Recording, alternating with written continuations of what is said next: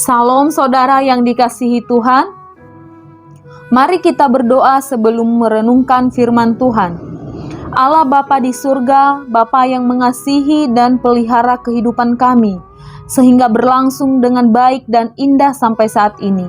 Kami akan membaca firman-Mu. Berikanlah kami telinga seorang murid yang siap mendengar dengan sungguh-sungguh, dan hati seorang hamba yang mau menerima firman-Mu dengan sukacita, serta menaatinya dalam keseharian kami. Demi nama Yesus kami siap mendengarkan sabda-Mu. Amin. Firman Tuhan dari Galatia 5 ayat 1. Supaya kita sungguh-sungguh merdeka, Kristus telah memerdekakan kita. Karena itu, berdirilah teguh dan jangan lagi mau dikenakan kuk perhambaan. Tema renungan kita hari ini, kemerdekaan yang sejati. Bapak, Ibu, Saudara yang dikasihi Tuhan, jika ada kemerdekaan yang sejati, maka tentu ada kemerdekaan yang tidak sejati, yakni kemerdekaan yang bersifat sementara waktu atau semu. Puji Tuhan, tepat hari ini, bangsa Indonesia yang kita cintai dan kita banggakan telah memasuki usia 76 tahun, merdeka dari penjajahan bangsa-bangsa lain. Mari kita katakan sama-sama, merdeka, merdeka, merdeka. Saudara yang dikasihi Tuhan, dalam Kamus Besar Bahasa Indonesia, kata merdeka memiliki pengertian bebas, tidak terikat, dan lepas dari tuntutan.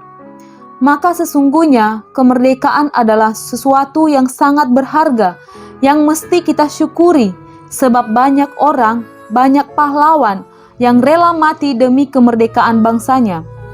Seringkali kita memikirkan kemerdekaan adalah sebagai bentuk kebebasan hidup tanpa halangan.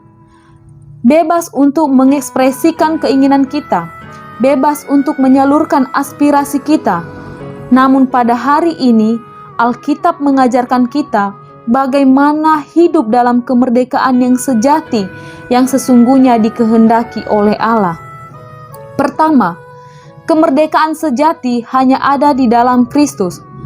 Setelah manusia jatuh di dalam dosa, maka dosa memiliki kekuatan yang hebat untuk terus menjajah manusia di segala zaman, yang hendak menggiring semua manusia kepada kebinasaan atau kematian kekal.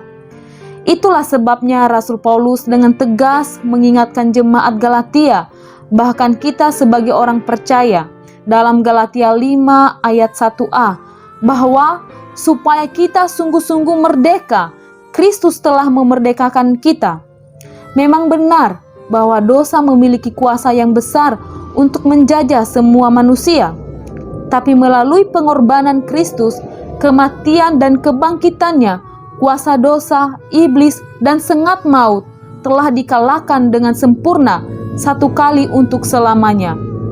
Sehingga siapa yang percaya dan menerima Yesus sebagai Tuhan dan Juru Selamat pribadi, ia telah mengalami keampunan dosa, kebebasan, kelepasan, dan kemerdekaan yang sejati. Kedua, berdirilah teguh dalam iman kepada Kristus. Bapak, Ibu, Saudara yang dikasihi Tuhan, bagaimana sikap kita sebagai orang yang telah mengalami kemerdekaan sejati melalui pengorbanan Kristus? Alkitab dalam Galatia 5 ayat 1b, Rasul Paulus katakan, "Karena itu, berdirilah teguh dan jangan mau lagi dikenakan kuk perhambaan." Kuk perhambaan dapat diartikan beban atau kuasa dosa yang selalu mengintimidasi kehidupan orang percaya. Bagaimana agar kita menang atas intimidasi kuasa iblis? Kita harus hidup dalam persekutuan yang intim dengan Kristus, serta memiliki kesukaan akan firman-Nya.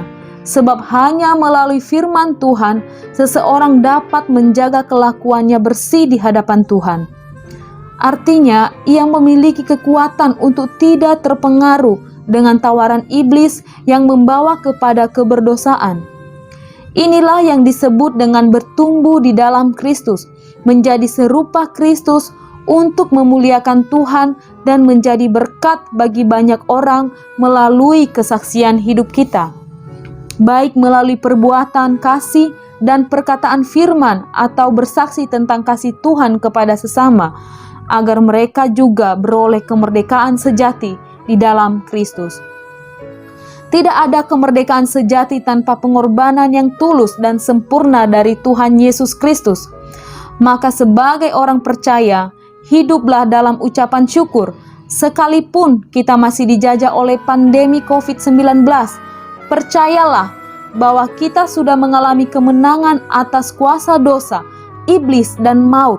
Dan kelak, kita pasti akan bersama-sama dengan Bapa di sorga. Inilah yang seharusnya menjadi penghiburan bagi setiap kita, sehingga kita tetap semangat dan optimis dalam menjalani kehidupan di tengah badai yang melanda kita saat ini. Mari kita berdoa. Terima kasih Tuhan atas firman-Mu yang telah mengingatkan kami bahwa kemerdekaan sejati hanya kami dapatkan melalui pengorbanan Kristus di kayu salib. Mampukan kami ya Tuhan untuk tetap memandang serta menaruh pengharapan hidup kami hanya kepadamu, apapun keadaan kami saat ini. Secara khusus bagi mereka yang saat ini mengalami kelemahan fisik karena terpapar COVID-19 ataupun penyakit lainnya. Kiranya Tuhan jamah dan pulihkan, berikan iman yang teguh kepada mereka untuk terus berharap kepadamu. Di dalam nama Tuhan Yesus Kristus kami berdoa. Amin. Demikian renungan hari ini. Tuhan Yesus memberkati.